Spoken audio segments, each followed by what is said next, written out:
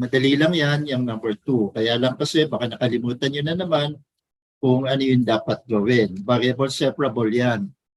So ito, I can factor out x and then you will have y plus 1. Tama ba? Yes. Yes po. Yes po. And then take note that you may group this together. Tsaka ito. Dito sa naunang dalawa, you may factor out x squared. So ang matitira, y squared plus 1. Okay.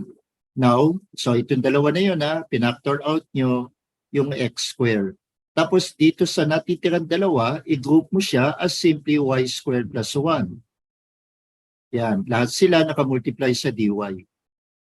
And then take note that you may factor out y squared plus 1.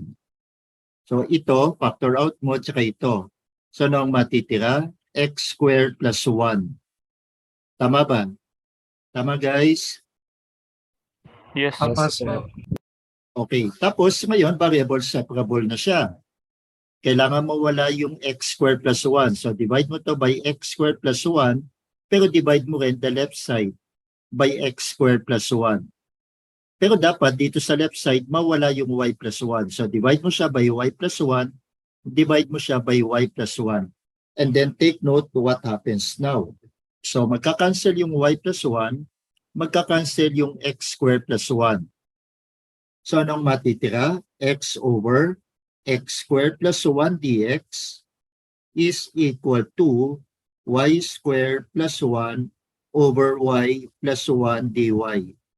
Everything in terms of x on the left side, everything in terms of y on the right side, then you may now integrate. Okay, review your integration. Okay, and you will be getting the answer on the next slide.